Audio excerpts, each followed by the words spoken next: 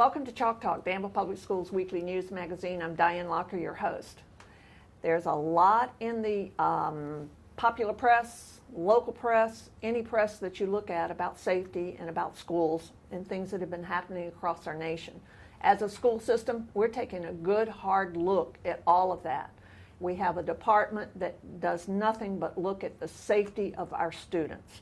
And that has a director, and that director is sitting right here with me today, and it is William Chaney. Now, William, I can call you Billy? Yes, ma'am. Okay, you're going to be Billy to me from now on. Give me the short version of safety. Safety, there is no short version to safety because it entails everything. All right. When I think about safety, I always like to work my way from the outside in, like from the exterior all the way into the classrooms. So it involves everything from weather to chemicals to, everybody wants to talk about the active shooter part of it, but it involves everything, the structures of the schools, accessibility, the flow of traffic. It's a whole lot to safety. Now, let me ask you one thing. What in your background prepares you for this? You're the director of school safety. It may have a better title than that, but it's director of school safety. You are responsible for the safety of our children. Now, what in your background prepared you for that? I served 22 years in law enforcement, 10 years in the city of Danville. I actually went to Iraq in 2006 and trained the Iraqi SWAT teams in Fallujah and Baghdad. Came back, went to the Pennsylvania County Sheriff's Office in 2007 and stayed there until 6 weeks ago when I started this job. Now, I think probably everyone, because of the things that are going on across the nation, gets a measure of comfort, I know I do, when you have a law enforcement background. I think that's very important in what's going on these days. Tell me about what you think. We talked a little bit earlier, and we said if you go out here on the street today and you say to anybody walking up and down the street, what are the main safety issues in the school system? And we both agreed on the answer, and what was that? It's active shooter. Everybody's concerned that somebody's going to come into school and start shooting. And what is the probability of that? You probably have a better chance of winning the lottery. Okay, and that's the point I wanted to make. It is not something that we ignore. No, ma'am, you can't. But it is not something that the Office of School Safety only focuses on. No, we don't ignore anything that can cause harm to any of the employees or the kids, like tornadoes and rain or flooding, and we have to take it all into consideration. When I look at the history of school safety, it really, to me, depends on whatever the crisis is at that time. You go back many years, and it was sort of like to avoid the bomb you got under your desk, that type of thing. That's way back. And then there's always been the fire drills. Yes, ma'am. Because that's a real thing. There have been, in some cases, tornado drills and all of those types of things. It's just in our recent history. Yes, ma'am. The last, I would say 2 to 3 years, that active shooter thing has entered the picture at all. Well, what people need to remember, people also have this belief that SROs, the school resource officers, the Yes. uniformed police officers, Yes. or something that started 5 years ago that's new. Columbine High School had an SRO on duty when that shooting happened in Columbine. And how many years ago was that? That was like 20 years ago, wasn't it? Yeah. 20 years, okay. I can't remember what year it was, 90, can't remember. Yeah, I think it was about 20 years ago. But 98 I think maybe, yeah. what you're saying is when you drive up to a school, any of our schools, GW, Langston, any of those, and you see those officers, that's not a new thing. It's not a new thing. That has been there for a long time. And people also have the wrong belief on why they're there. Just because you see a police officer with a uniform and a gun doesn't mean that the school has to be under protection with firearms to keep it safe. They're there to build relationships with the community and the kids, to make the whole environment better, so people understand the police and know that they're human beings, that they're not just these firm guys who are just trying to put people in jail. They're actually human beings who want to help you. That want to help. Also, when we opened school this year, the chief of police decided that we were going to have officers at every school. One of the most successful things we've ever done. I mean, you didn't see children come up there with a negative feeling about those officers being there, including the chief. Yes, ma'am. There was a lot of high-fiving, hugging, and all of that type of stuff. That's the attitude that we want to get across with our SROs. And the police officers who rode the buses that day loved it. They came to me and said they loved it, being on the bus, you know, kind of cutting up with the kids and laughing and joking. They loved it. I saw officers, children that in one of the schools kind of got lost, didn't know where to go. I saw the officers taking them to their classroom. Yes. You know, I mean, I'm sure in police training you don't have anything like that, but it was so moving to see it and see the kids that day. Yes, ma'am. And most police officers, I would say most, are parents. Oh, yes. So it's not, it's not new for them to deal with a child. That most of them are parents anyway. Let's talk about the crisis plan. I know we have a district level crisis plan. Yes, ma'am. It's the same across the board. Now, you said to me earlier, some of this is required by the state. Yes, the state DCGS, Department of Criminal Justice Services, has mandates that you have to do so many fire drills a year, lockdown drills, and you have to go in the system and certify each year that you've done your drills like you're supposed to. Yes, ma'am. All right. But that crisis plan, the elements of the crisis plan, and I don't know exactly what there are, it's very involved, are those dictated by the state, or do we do that as a district? Do we decide what our crisis plan is going to include? We decide. Based on our community and what's going on in our community? Yes, and the state says you have to have a crisis plan, but they do not tell you in detail what the plan has to be. It has to have certain elements, as you have to do certain drills, yes. But the overall detailed plan is not dictated by the state, but you have to meet certain elements. Now, every single school has to have their own crisis plan that fits in with our district crisis plan, but addresses what might be indigenous to that particular school. Is that the way it goes? Not really.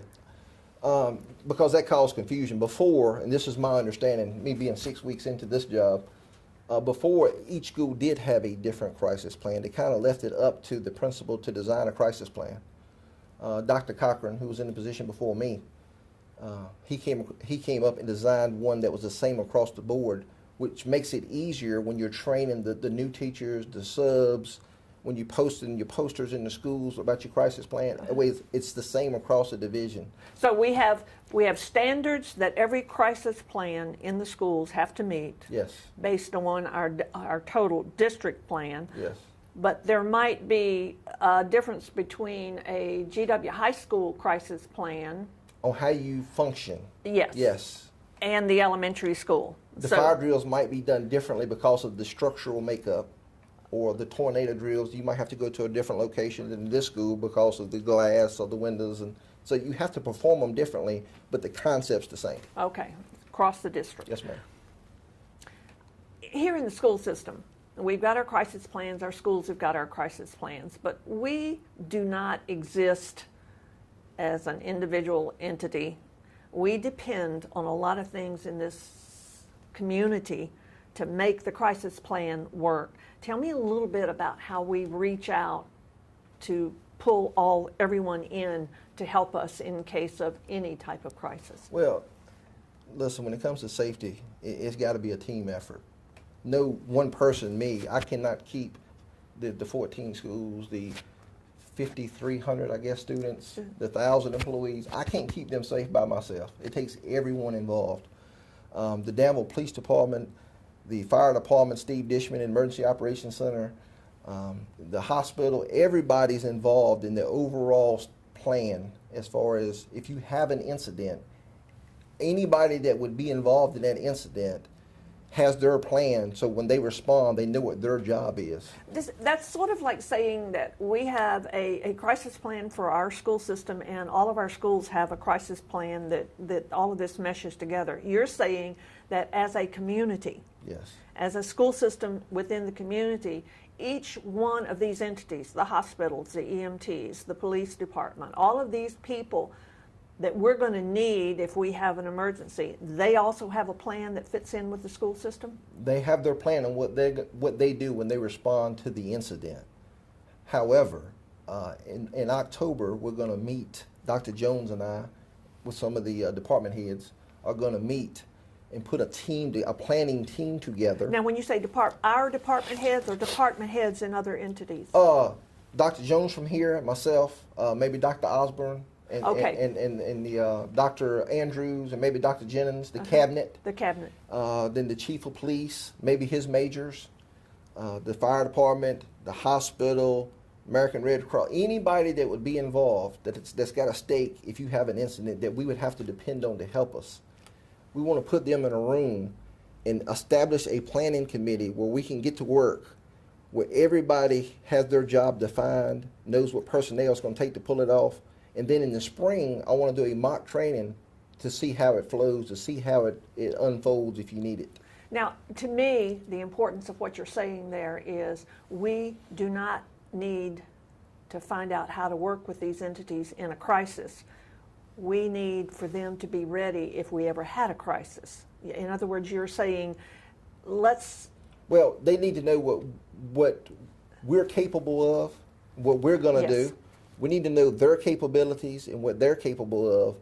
And basically, we need to go down a checklist and say, if we had a crisis, this is what we need. That's what I mean. Who's responsible and who can make it happen? And where do we go first? Because it takes everybody to be successful. Yes. It's going to take everybody. Like the hospital, the hospital has to be ready. Let's say you had a mass casualty incident, like a tornado hit a school and you had a bunch of hurt children.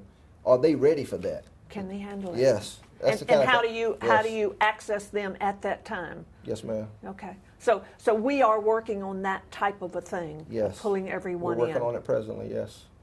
It's a good thing. Let me say that I think you have the perfect background for what you're doing. Thank you. And I want to welcome you to our school system, and I want to get back with you after you pull this together and see if we can't let the community know how that's working out. That would be great. We're going to pull it together the first time in October, probably about spring. We should be up and running. It gives you comfort to know, especially if you have children in our school system, that we are going to this type of, let's say, effort to make sure that everyone's safe. You're never, I can't say, you're never at the top of the mountain when it comes to security. You always got to plan, because it changes, it evolves all the time. Absolutely. So you're constantly working to get better. If you ever think you're great at safety and security, you need to go ahead and retire, because you're not. It's always evolving. Something changes every day. And if we look at the history of school safety and school safety departments, that has evolved too. Yes. Very much so. You've talked a lot about how you work out in the community. Yes, ma'am. What about within our school system? How does that work? What type of support do you get? Who do you have to work with? What happens here in the school system? Well, let me say first, the energy in this building and in the schools is amazing to me. And I tell Dr. Jones it's a joke. I came my first Monday I came to work, the energy was high, and I said, "Don't y'all know it's Monday?" I was pretty shocked. The energy was high on Monday, so I said, "I'm in the right place." But Dr. Jones and his cabinet and the school board has been awesome to work with. I'm in there for 6 weeks, and I feel like anything I need to make this a safer place, they're going to provide it to me. They absolutely have been awesome to work with. And the principals at the schools, every school we'll go to, everybody's excited, the energy's high, and I think together as a team, we're going to make it safer. Well, don't you think that there's a certain amount of, I know if I'm out in the schools and things, to know that there is somebody that is basically looking over me? Yes, ma'am. That's the feeling that I get. If we've got this department of security, it makes me feel more secure. Yes, ma'am. And from my view, if I was on the outside looking in, it's nice to have that person that you can reach out to with a question or a problem, and that person can address it for you. And you talked about bullying was when you were in school, bullying when I was in school. But bullying is on steroids now because of the internet. It's Yes, a ma'am. different way to bully. Cyber, yes, ma'am. Bullies are the type that they don't come out. They like to hide. and the internet gives them that possibility to hide and hurt other people. Social media, yes, ma'am. The social media is really put bullying, like I said, bullying on steroids. So I think it's an element that school systems must address, because we've got that age group that tends to get into that bullying. Well, we have a great IT department, and they just launched a new website. And if you go on the new website, you can find the information about the bullying, and it tells you where to text and what to say in the text. And it comes to me anonymous. Your name's not attached, but it tells me the information you want to tell me, so I can get it out to the proper school and we can look into it.